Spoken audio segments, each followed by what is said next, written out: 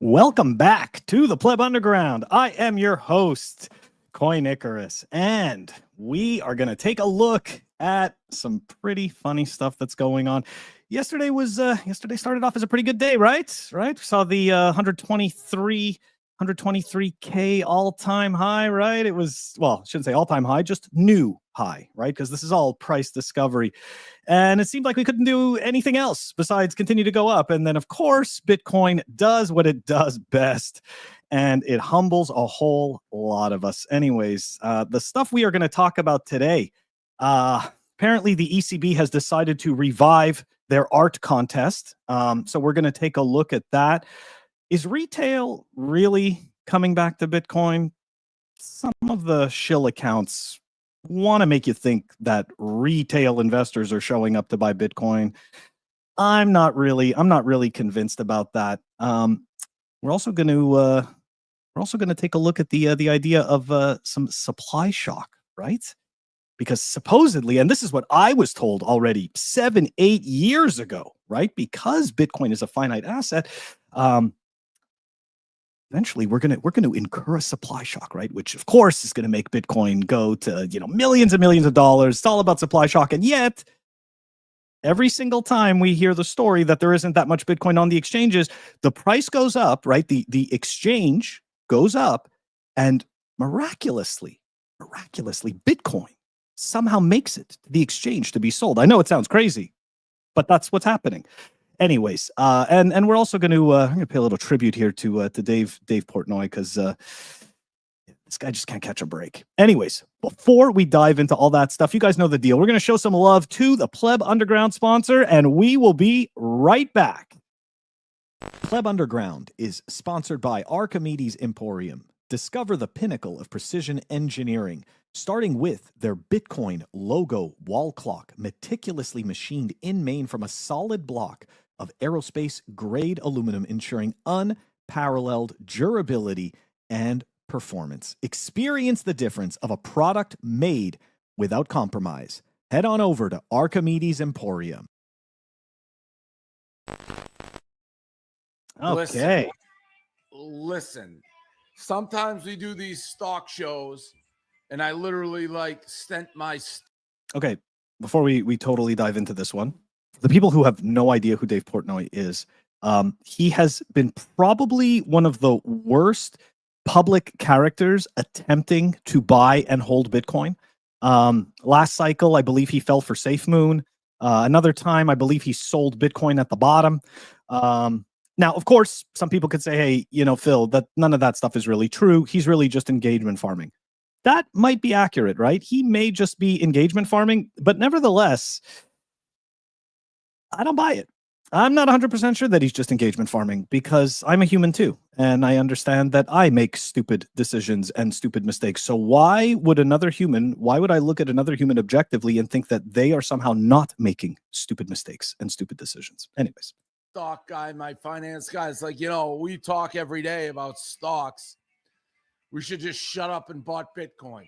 Just shut up and bought Bitcoin, forget everything else, and bang. I mean, it is roaring, ripping. Bitcoin ripping. ETH is up 100% in 3 months. XRP is ripping. You name it, it's rip. He doesn't get it. He still doesn't get it. Crypto, you might as well do it, because it's just rip city. It may delay. It may stick. It was around, you couldn't get over 100,000. Now it's at 120. It's just a rip show. Okay, I just want to point out that he actually had the Winklevi, right? The Winklevoss twins. They sat down with him and explained Bitcoin to him. Now, of course, granted, we could give the argument that the Winklevi did a terrible job, right? Maybe they did a bad job and they did not reach Dave at his level. There maybe could be some truth to that. I just genuinely think that some people, for whatever reason, cannot create the difference between Bitcoin and shitcoins, and they cannot wrap their minds around the differences in the qualities of Bitcoin compared to all of these, corporate issued shitcoins. Anyways, Dave, we're pouring one out for you. Hopefully you eventually figure out Bitcoin. Hopefully it gets a little better for you. Anyways, moving on. Christine Lagarde, right? The felon that runs the ECB. I'm sorry. She's a convicted felon. Anyways, but that doesn't matter, right? Because other convicted felons end up heading up, banks and countries and stuff like that, right? It's totally normal. So, you guys, if you saw, hold on a second, if you saw this video. Hello. As you know, we've been working on banknotes recently. And I would like to thank all of you for having shared your views, asked questions about those new banknotes, 6 of them, that will have a different design in the future. So we are now down to 2 key trends. One is extraordinary European personalities.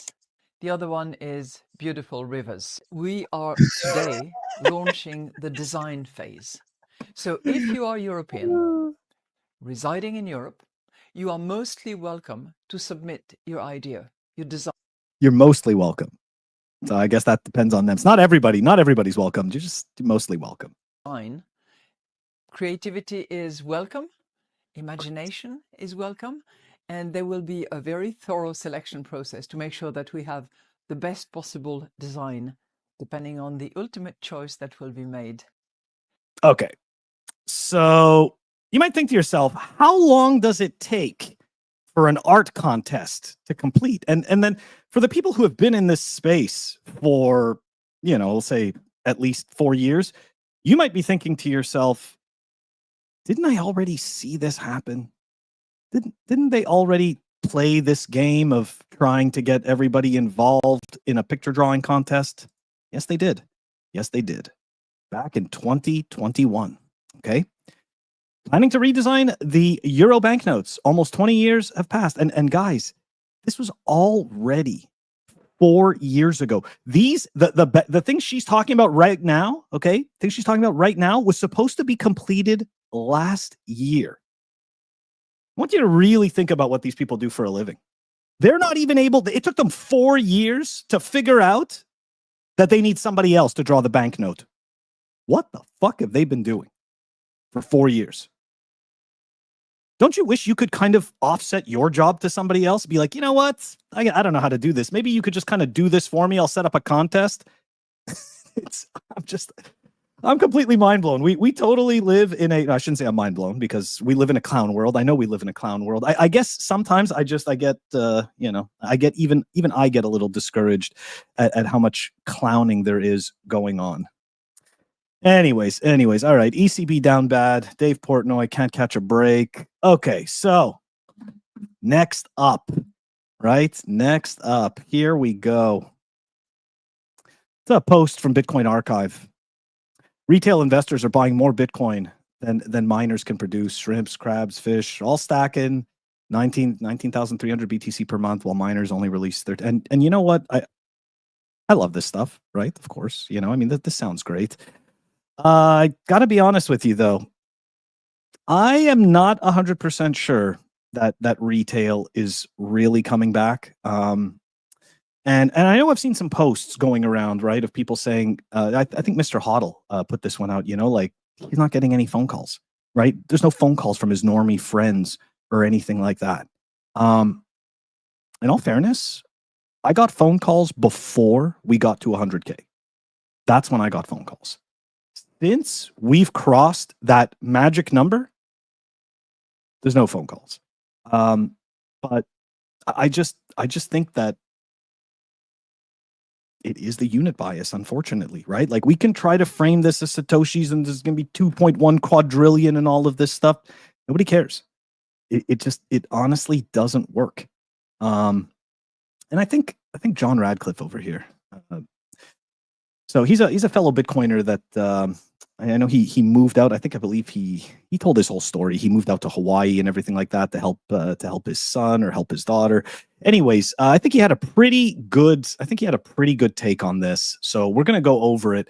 When will retail wake up to this Bitcoin bull run? They're missing the point, Retail isn't coming back. It's been priced out at roughly 120K per coin. Owning a whole BTC is beyond most budgets, and the chance to scoop one up at $10 or $100 is long gone.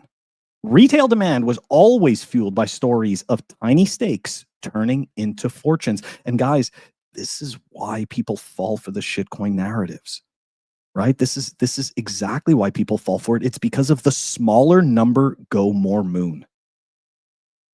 Anyways, that era is over. Even if BTC hits $1 million, that's only 8x from here. So $1,000 buy nets $8,000. Nice, but hardly life-changing. No wonder small investors are chasing meme coins and alts, hoping to double in weeks instead of years. I mean, look, I can't disagree with that take. Spoken to obviously quite a few of my friends, and even they think that it's way too expensive. And in all fairness, a lot of my closest friends and family were really asking me about Bitcoin last cycle. And the ones that were actually paying attention were asking when Bitcoin was in like the 30K range, and everyone thought it was dead. So I know it's really difficult to do, but we have to try to rewire our minds, right? When we see prices going up and we see market exuberance, we think now is the time to get in. Now is the time for big things to happen. That's not really what's happening. You got to rewire the brain. It's when things are looking their bleakest, you examine the landscape, you examine the fundamentals, right? In Bitcoin's case, are all the qualities of Bitcoin still intact? Yes. Still censorship resistant? Yes. Still hard capped? Yes. People can't mess with this. And to me, that's one of the ways in which you build your conviction, and you can continue to stack in these more difficult times. But part of being able to stack in those more difficult times is rewiring your mind, right? Where you see the Bitcoin price drop and all you think is, okay, this is my opportunity to get more.